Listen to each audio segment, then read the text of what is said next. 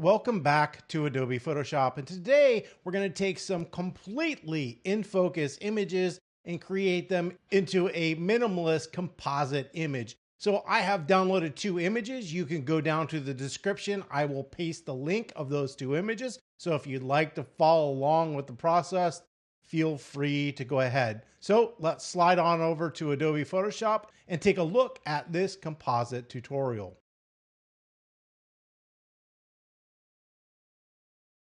So we're going to be using the load files into a stack, and I've used this a couple of times on this channel, but this process is really great for composite work, especially when you're doing anything in Photoshop, especially when you need a bunch of images into one file or tab inside of Photoshop.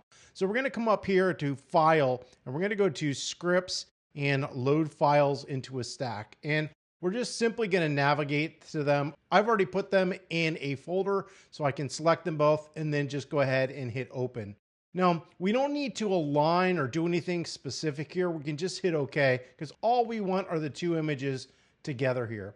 So you can see we've got this picture of the crow, and then below that, we have this picture of this guy right here. So what I want to do first is I'm going to take the crow here and I'm going to cut it out. So I'm going to hit Select Subject down here with the contextual taskbar. You could do that anywhere you wanted. And then you're simply going to come over here and create a mask. And boom, just like that, the crow is selected and cut out.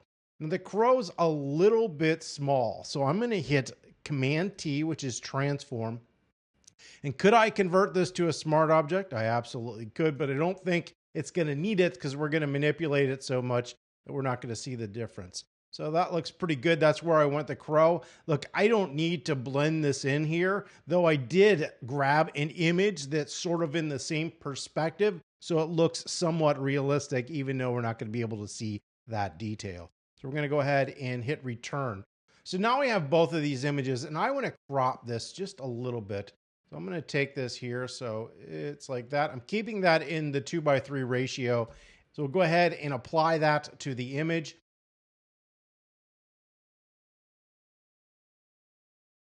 So the next process here is I want to combine both of these files into one file, and then I want to create a smart object. So we're going to use this quick key, which is called Stamped Visible. It will combine all the layers together into one layer. So that quick key is Command Option Shift E, and you can see right here, this is our layer. And then we're going to right click out here and convert this to a smart object.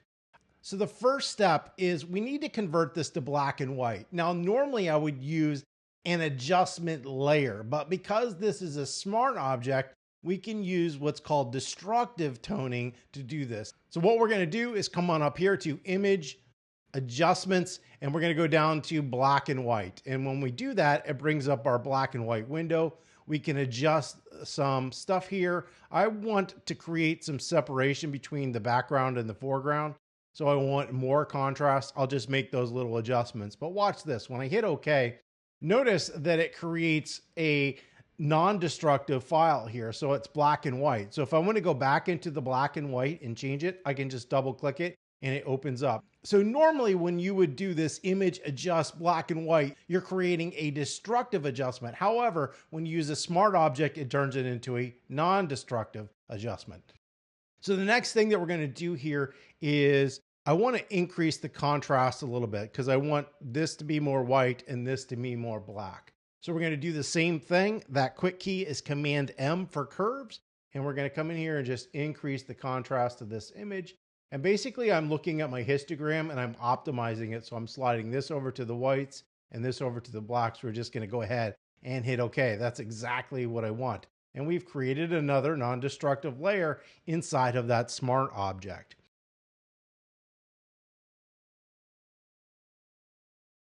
So the next step here is I want to blur this image a little bit. In the order that I do these next two steps is important. So I want to blur first and then add noise instead of add noise and then blur, because if I do the blur second, it would get rid of the noise that I just added into the image. However, you could use that effectively if you wanted.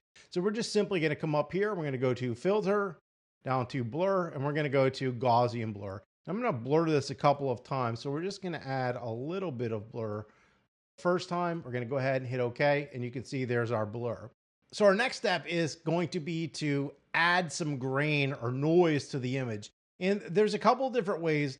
The problem with the Photoshop noise filter is it's horrible and it doesn't look good. However, Adobe Camera Raw has a noise filter with a little bit more options that you can customize. So we're going to use the Adobe Camera Raw filter. So we're going to go to Filter, and we're going to come down here to Camera Raw filter. And I should have this open already. And so you can see right here, we've got grain, but we've also got size and roughness. So we're just going to add some grain for right now. I want my size to be really big, so I'm going to add that. And I want it to be really rough, so I can slide this all the way up. And you can see that noise that we get there looks a whole lot better than anything we would ever get inside of Photoshop. So we're going to go ahead and hit OK. And that looks pretty good. Next step is we're going to add some more blur back to this image. So we're going to go up to Filter, go to Blur, go back to Gaussian Blur, and we're going to blur this a little bit more. And you can see it's blurring that noise, but we're going to use that to our advantage. And I just want to make this a little less in focus. Looks pretty good. I'm going to hit OK. And then what we're going to do is go back up here to Filter, and right up here, if you notice, it says Camera Raw filter. I'm just going to select that. It's going to add that noise, run through the process. Here's our grain. So we can come up here. We can adjust this, the size all the way up, the roughness all the way up. And I can add as much or as little. So this is a lot. That's going to be too much. I just want an effect. That looks pretty good. I'm going to hit OK. And boom, just like that, we've got noise there.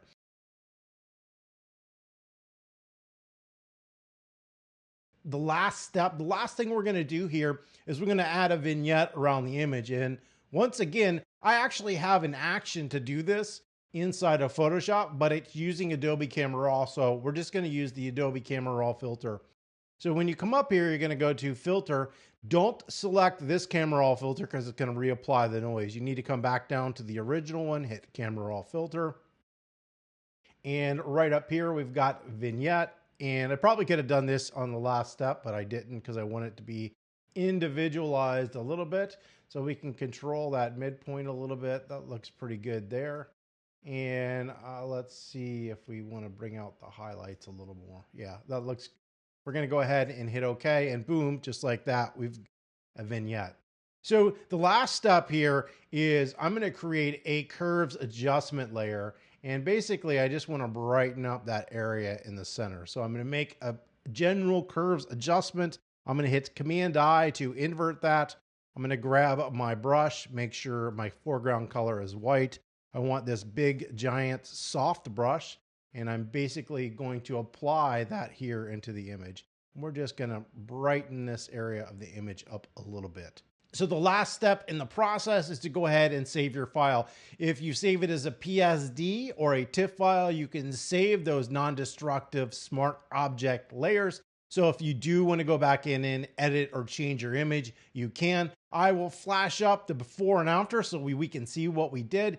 I will flash up a before and after so we can see what it looked like and what it looks like now. I hope you found this video helpful. If you have any comments or questions, you can leave those below. Don't forget to subscribe and have a wonderful day.